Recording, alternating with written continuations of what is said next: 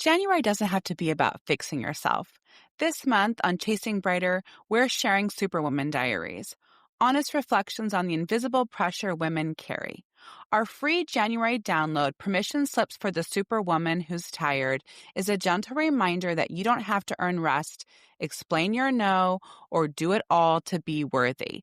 So sign up for our newsletter to get the free download at chasingbrighter.com. Welcome to the Chasing Brighter podcast, the podcast created as a guide to make midlife the best life. Are you ready to embrace the next chapter of your life with confidence and excitement? Your best life is just a listen away. Hi, Kelly. How are you doing today? I'm surviving. How about you? Woohoo. Well, I'm doing well, but that's because I'm on a lot of medications, Kelly. So we had a December 29th episode, 2025, season 4, just a few weeks ago, where I may or may not have had a nervous breakdown during recording upon reflection of 2025. And I was really hard on myself, and I was talking about how I had been regressing and how I wasn't living in love and light and being positive. I just was really upset with myself at that time. So we're getting in nitty gritty midlife. If you want to listen to midlife stories right now and about hormones, this is the episode for you. Because around that time that you came, Kelly, I had not had my period for 2 weeks. And that was the first time in my life that I was late on my period, not being pregnant. I have had my period every 28 days since I was 12 years old. And I was very irritable. I was all over the place. I thought, okay, well, maybe I just stopped my period and this is what happens. I don't have a period anymore.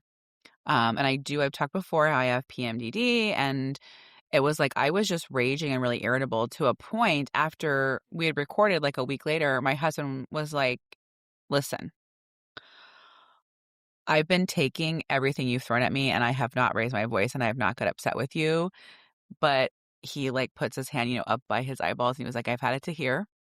And if you don't stop, I'm going to explode on you.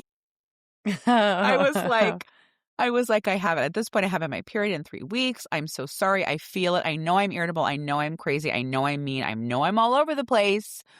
I don't know where to go from here. This has never happened to me before in my life. And when I had gone to my annual exam, with my nurse practitioner, she had said, do you have any menopause or perimenopausal symptoms? And I said, brain fog. And so she gave me a little patch. I have a little tiny patch of estradiol, very low, to help with brain fog. And that'd been amazing.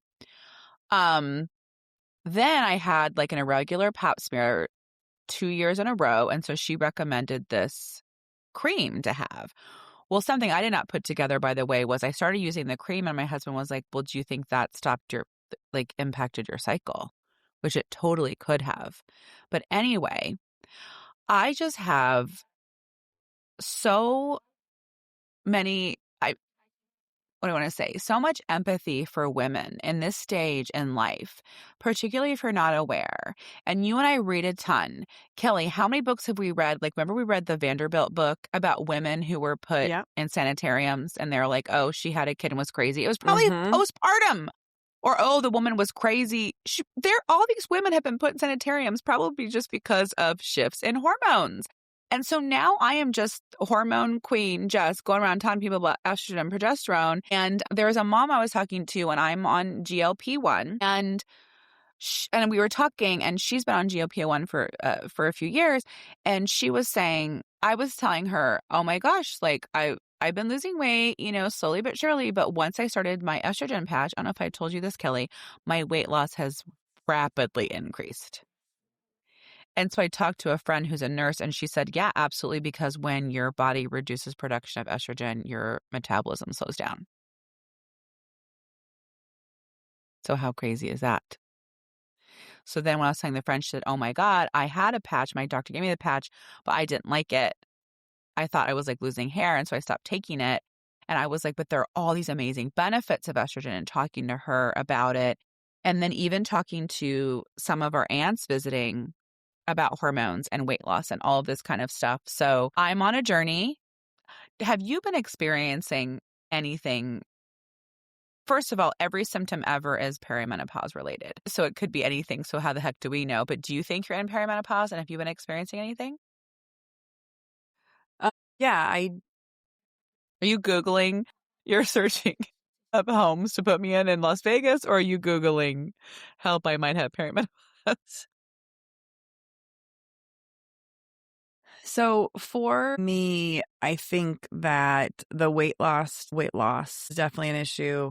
Definitely get some weird, moody, emotional things happening. And I'm just trying to kind of keep dialed into the frequency of my period at this point because it feels like it'll be regular and then it stops for a while. But I've also been on Mirena for a long time. And I believe I should begin tracking things more specifically. I talked to my functional doctor who has told me since I'm on Mirena, I can't do anything. But when I talked to my medical doctor, yeah. yes, not OBGYN, just like general doctor, whatever. Well, and then they told me that they could prescribe me something if I needed it.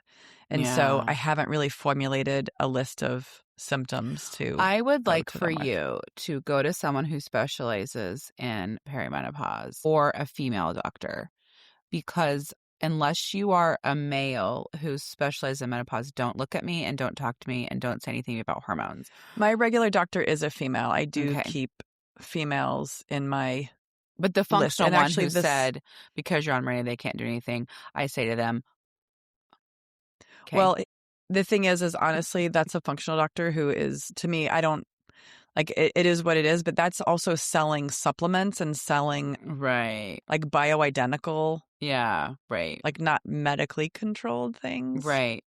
So they have a different view, maybe. I have had so many clients over the years and the reviews are mixed. And so you and I need to go down a rabbit hole of this.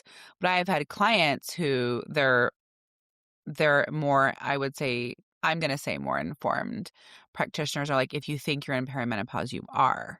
And then another 50% of them going to people who are saying, and then they're saying there is no test. And then other doctors saying, oh, well, we tested your hormones, you're not in perimenopause. Like, so some people say there is no way to test it. If you know you have it, you have it. And there are other people that are like, oh, you can take a test. The other thing, by the way, Kelly, is I have been hearing more and more women getting IUDs to help manage perimenopausal symptoms. And I think that's going to get bigger and bigger. That's very interesting, too. So maybe that is helping you because Mirena is a hormone that is progesterone. But you had Mirena, didn't you? Yes. Yeah. For a very short time. It was between children. Oh, you didn't have one after? After Giovanni, I didn't. I don't have anything. Oh, okay. And remember, everyone took it out. You took yours out. Everyone took theirs out and said it was making them crazy. Now everyone's putting them back in. So I don't know. Because you had a trauma with your removal. Doesn't make me excited. The first one, the Dino Dig. Yeah. I had to have a histoscopy, which was terrible. I mean, it wasn't terrible in that, like, it was like a 10-minute procedure, but like, it was terrible in that, like, this is something that can be removed from a doctor. And the doctor was like, well, I can't find it. I don't know where it is. And so then I had to pay thousands of dollars in medical expenses, although I'm sure out of pocket it wasn't as much. But like, I had medical costs incurred because the doctor in my office visit couldn't put the effort in to find it. So that annoyed me. Is it like how your husband can't find ketchup in the fridge? Like, that's my experience. That's what I'm saying, right? It was like right there. Did you not see it? Let me get it. Give me those forceps or whatever. Give me the mirror. Right, exactly. But anyway, so Jess, I'm really happy to hear this. And I think these are great conversations. I'm certainly having a lot of these conversations with my girlfriends. I think I encourage everybody to talk and learn because there's no like mainstream right way to solve for this. Right. You hear all these different opinions. And so I just really encourage everybody to have their journey and be informed and talk to the right people to find the answers that you need. Absolutely. And I think trust your gut. And I love when you say tracking. And for years, regardless of how old you are as a woman, if you are a woman who still has a menstrual cycle or had a menstrual cycle, I think tracking your symptoms, tracking your moods and all that is very helpful because there was a study in the UK done 2025 that said that women who historically have had anxiety and depression during perimenopause, those symptoms are exacerbated, and also medication that they were using no longer works to the extent. So this is a time where we are our best advocate and you know yourself best.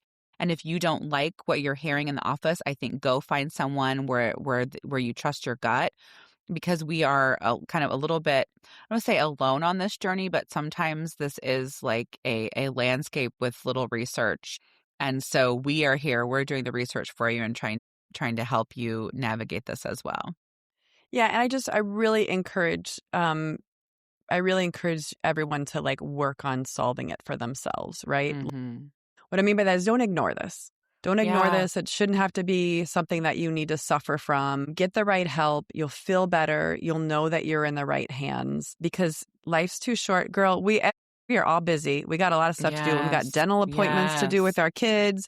We got all kinds of stuff. Absolutely. So like put yourself first so you can be there for everybody Yeah, else. and be curious for yourself. Thanks for listening today. If you loved today's episode, share with a friend. Are you ready to chase brighter days ahead? Subscribe to Chasing Brighter now, and let's embark on this exciting journey together.